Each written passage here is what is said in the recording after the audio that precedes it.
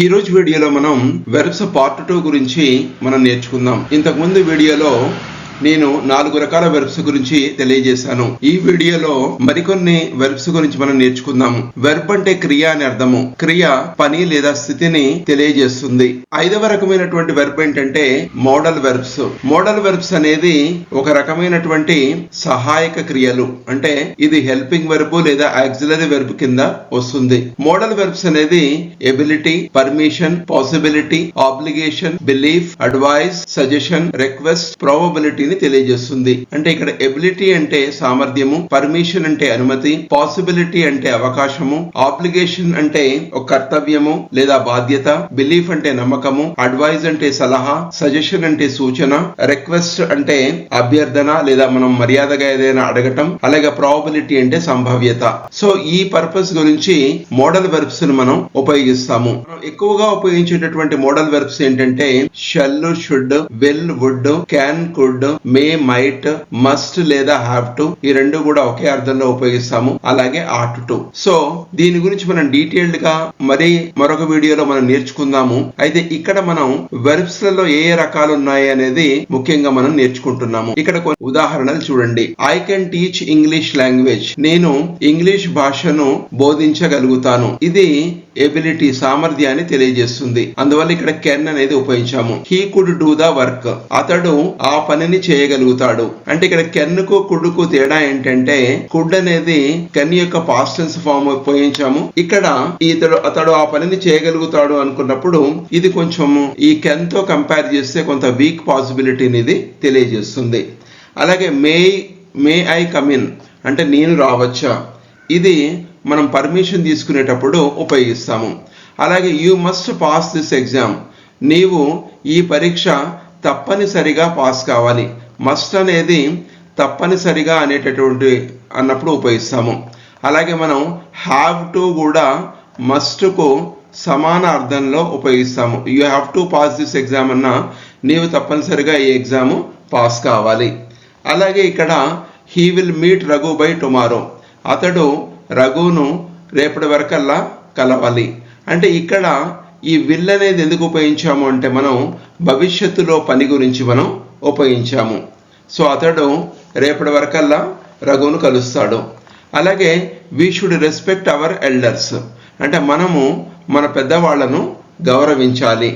అంటే ఇక్కడ షుడ్ ఉపయోగించినప్పుడు ఇది మనం చేయవలసినటువంటి పని, మనం చేయవలసినటువంటి సరైనటువంటి పని, అలాగే ఒక కర్తవ్యము, ఒక బాధ్యత అనేది తెలియజేస్తుంది. అలాగే they have to understand the problem first. వాళ్ళు ఈ ప్రాబ్లంను మొదటగా అర్థం చేసుకోవాలి. ఇక్కడ హ్యావ్ టు అనేది మస్ట్కు ఈక్వలెంట్గా వాడాము. అంటే తప్పనిసరిగా అర్థం చేసుకోవాలి. సో ఇలా మనం ఈ మోడల్ వెర్బ్స్ను ఇంతకుముందు చెప్పినట్టుగా ability, possibility, obligation, belief, advice, suggestions, request, అలాగే ప్రాబబిలిటీస్కు మనం ఉపయోగిస్తాము. అలాగే ఇంకొక వెర్బ్ ఏంటంటే రెగ్యులర్ వెర్బ్. రెగ్యులర్ వెర్బ్ మనం తెలుసుకోవాలంటే మొదటగా మనం ఏం చేయాలి అంటే ఈ వెర్బ్ యొక్క ఫామ్స్ ఏవైతే ఉన్నాయో దాని గురించి నేర్చుకోవాలి. ఇక్కడ 3 రకాల వెర్బ్ ఫామ్స్ నేను మెన్షన్ చేశాను. Call, called, called. దీంట్లో V1 అంటే ఏంటంటే ఇది వెర్బ్ యొక్క మొదటి రూపము. అంటే వెర్బ్ యొక్క ఫస్ట్ ఫాము. దీన్నే మనం ఏమంటామంటే బేస్ ఫామ్ లేదా రూట్ అని కూడా అంటాము. అలాగే V2 అనేది ఏంటంటే ఇది past tense form of V1. V2 అనేది V1కు భూతకాలంలో వచ్చేటటువంటి రూపము. అలాగే V3 ఏంటంటే పాస్ట్ పార్టిసిపల్. సో మనం ఎప్పుడు కూడా ఈ 3 రకాల ఫామ్స్ మనకు తెలిసి ఉండాలి. సో దీంట్లో కాల్ అనేది వెర్బ్ యొక్క మొదటి రూపము, కాల్డ్ అనేది పాస్ట్ టెన్స్, అలాగే V3 ఇక్కడ పాస్ట్ పార్టిసిపల్. కాల్డ్ అనేది పాస్ట్ పార్టిసిపల్. అయితే ఇక్కడ రెగ్యులర్ వెర్బ్ అంటే ఏంటంటే ఇక్కడ V2 కానీ V3 కానీ మీరు అబ్జర్వ్ చేసినట్లయితే V1కు ఈడీ చేర్చగా వచ్చింది. అంటే ఇక్కడ మనము V1కు డి కానీ లేదా ఈడీ కానీ లేదా కొన్ని సందర్భాలలో మనం స్పెల్లింగ్కు ఐఈడి కానీ చేర్చగా V2 కానీ V3 కానీ ఇక్కడ వచ్చినట్లయితే అప్పుడు దాన్ని మనం రెగ్యులర్ వెర్బ్ అని అంటాము. ఇక్కడ మీరు ఉదాహరణలు చూసినట్లయితే ఇవన్నీ కూడా రెగ్యులర్ వెర్బ్. ఇక్కడ ఆస్క్ అనేది తీసుకోండి. ఇక్కడ ఆస్క్డ్ ఉంది. అంటే ఇక్కడ ఇది ఆస్క్ అనేది వెర్బ్ యొక్క మొదటి రూపము. ఇక్కడ ఆస్క్డ్ అనేది వెర్బ్ యొక్క మొదటి రూపానికి ఈడీ చేర్చగా వచ్చింది. ఇక్కడ V3 కూడా మీరు అబ్జర్వ్ చేసినట్లయితే ఆస్క్ అనేటటువంటి మొదటి రూపానికి ఈడీ చేర్చగా వచ్చింది. టాక్డ్. ఇక్కడ కూడా ఈ పాస్ట్ టెన్స్ ఫామ్ ఏదైతే వచ్చిందో ఇది V1కు ఈడీ చేర్చగా వచ్చింది. అలాగే స్టార్టెడ్, చేంజ్డ్. ఇక్కడ మీరు అబ్జర్వ్ చేసినట్లయితే చేంజ్ అనేది వెర్బ్ యొక్క మొదటి రూపము. అండ్ ఇక్కడ changed past tense form past participle ఇక్కడ డి అనేది చేర్చగా వచ్చింది.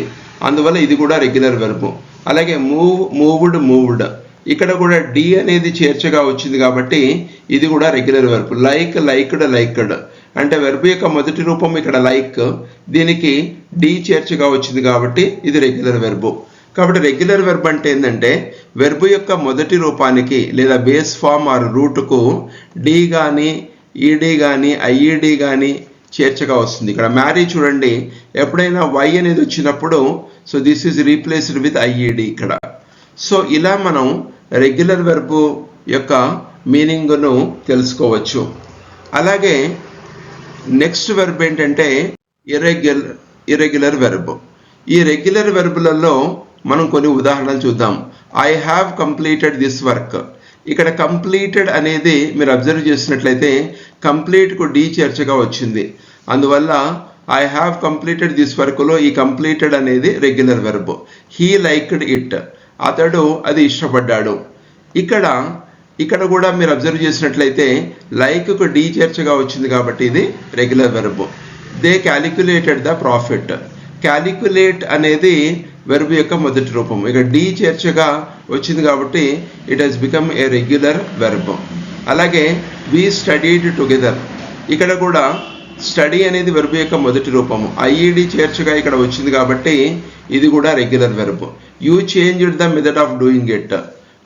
ఇక్కడ కూడా చేంజ్కు ఇక్కడ చేంజ్ అనేది వెర్బ్ యొక్క మొదటి రూపము. డి అనేది చేర్చగా పాస్ట్ టెన్స్ ఫామ్ వచ్చింది కాబట్టి మనకి ఇది regular verb. It tried to escape from that place. Try అనేది వెర్బ్ యొక్క మొదటి రూపము. అయితే వెర్బ్ యొక్క రెండవ రూపము వెర్బ్ యొక్క మూడవ రూపం తీసుకున్నట్లయితే ట్రైడ్. అంటే ఎప్పుడైనా మనం ఇక్కడ వై అనేది వచ్చినప్పుడు and it is replaced with IED. ఇలా మనం వెర్బ్ యొక్క మొదటి రూపానికి డి కానీ ఈడి కానీ ఐఈడి కానీ చేర్చగా మనకు పాస్ట్ టెన్స్ ఫాము మరియు ఈ పాస్ట్ పార్టిసిపుల్ వచ్చినట్లయితే దాన్ని ఏమంటామంటే రెగ్యులర్ వెర్బ్ అని అంటాము. ఏడవది ఇర్రెగ్యులర్ వెర్బ్. ఇర్రెగ్యులర్ వెర్బ్ అంటే ఇక్కడ V2 V3 ఏవైతే ఉన్నాయో V1 కంటే డిఫరెంట్గా ఉంటాయి. అంటే ఇక్కడ V2 అంటే వెర్బ్ యొక్క రెండవ రూపం past tense form, V3 past participle ఏవైతే ఉన్నాయో V1 కంటే కూడా డిఫరెంట్గా ఉంటాయి. ఇలా ఉన్నట్లయితే వీటిని ఏమంటామంటే ఇర్రెగ్యులర్ వెర్బ్స్ అని అంటాము. అంటే ఇంతకు ముందులాగా V1కు డి కానీ ఈడి కానీ ఐఈడి కానీ చేర్చగా ఇది రాదు. ఇక్కడ మీరు చూడండి కమ్. సో ఇక్కడ V2 V3 అనేది ఈ కమ్కు కంప్లీట్గా డిఫరెంట్ ఉంది. ఇక్కడ మనం డి కానీ ఈడి కానీ ఐఈడి కానీ చేర్చగా వచ్చేలాగా లేదు. అలాగే బెంట్ అంటే ఇక్కడ V2 అనేది ఇక్కడ V3 మీరు అబ్జర్వ్ చేసినట్లయితే this is different from V1. అలాగే బ్రోకెన్ ఇక్కడ కూడా మీరు ఈ రెండు కూడా these are different from V1. Did done.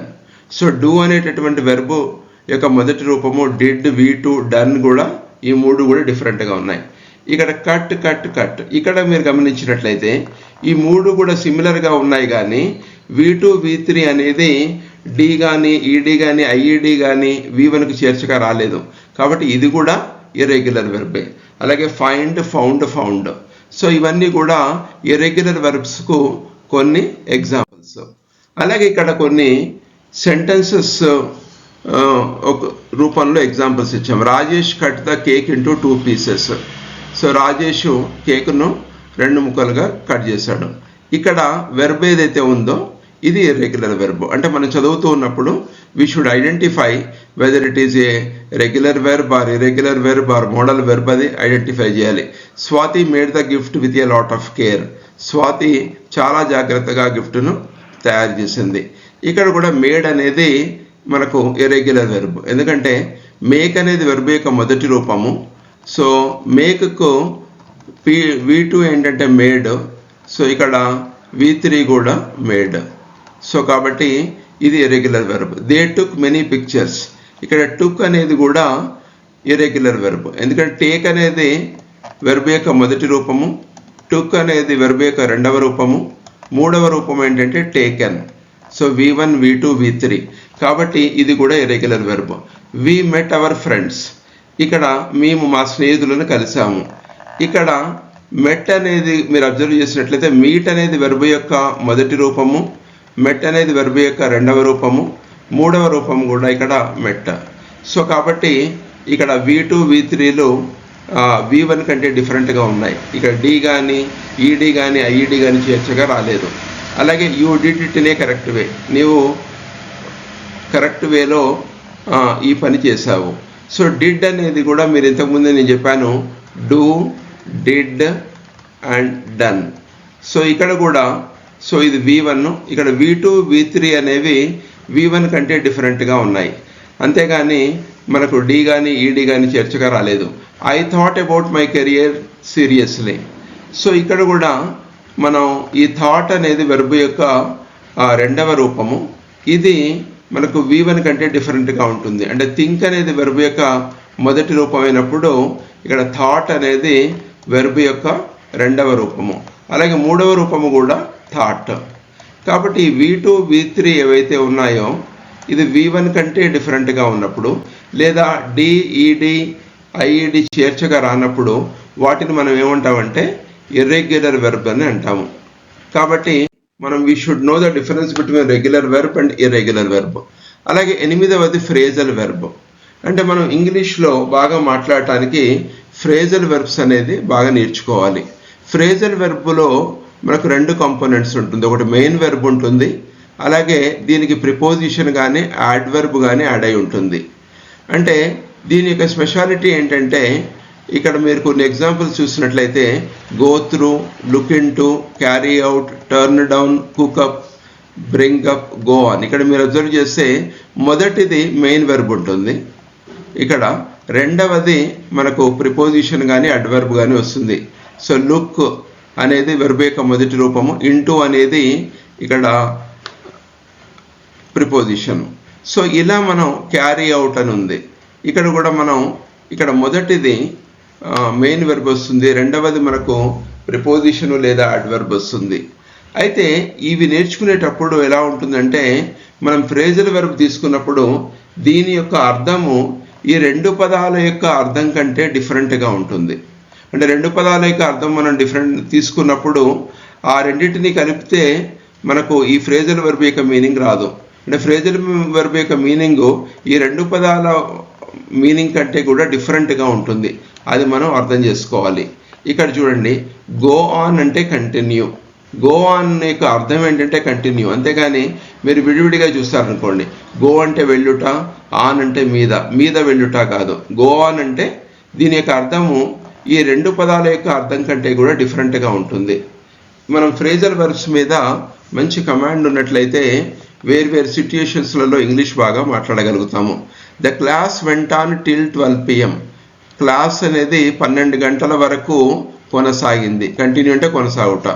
So అలాగే క్యారీ అవుట్, ఇక్కడ కూడా మనం జనరల్గా క్యారీ అంటే ఏంటి, మనం మోసుకురావటం, అవుట్ అంటే బయట, ఇలాంటి మీనింగ్ ఉంటుంది.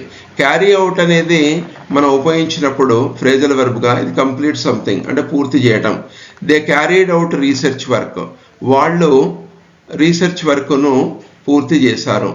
ఇలాగే లెట్ డౌన్ అంటే డిసప్పాయింట్. ఇక్కడ మీరు చూస్తే లెట్ అనేది వెర్బ్ యొక్క మొదటి రూపము, అలాగే డౌన్ అనేది ఇక్కడ యాడ్వర్బ్. ఇక్కడ మనం తీసుకున్నప్పుడు ప్రిపోజిషన్స్ వచ్చాయి, ఇక్కడ యాడ్వర్బ్ తీసుకున్నాం. లెట్ డౌన్ అంటే డిసప్పాయింట్, నిరుత్సాహపరచటము, లెట్ డౌన్ అనేది. సో ఇక్కడ ఈ రెండింటి యొక్క మీనింగ్స్ తీసుకుంటే వేరుగా ఉంటాయి. లెట్ అంటే అనుమతించడము, డౌన్ అంటే కింద, అలా అర్థం మనం తీసుకోకూడదు. ఈ రెండింటిని కలిపినట్లయితే ఫ్రేజల్ వెర్బ్ యొక్క మీనింగ్ ఈ రెండు పదాల అర్థం కంటే డిఫరెంట్గా ఉంటుంది. The team did not want to let down the coach. Team కోచ్ను నిరుత్సాహపరచదలుచుకోలేదు. అంటే మామూలుగా the team did not want to let down. Let down అంటే ఇక్కడ మీనింగ్ ఏంటి? డిసప్పాయింట్. అందువల్ల ఫ్రేజల్ వెర్బ్స్ని మనం బాగా నేర్చుకోవాలి, బాగా కమాండ్ ఉండాలి. అందువల్ల ఎప్పుడైనా మనం ఇంగ్లీష్ సెంటెన్సెస్ చదువుతూ ఉన్నప్పుడు కానీ వింటున్నప్పుడు కానీ చేయవలసినటువంటి పని ఏంటంటే మనం వెర్బ్ను ఐడెంటిఫై చేయాలి.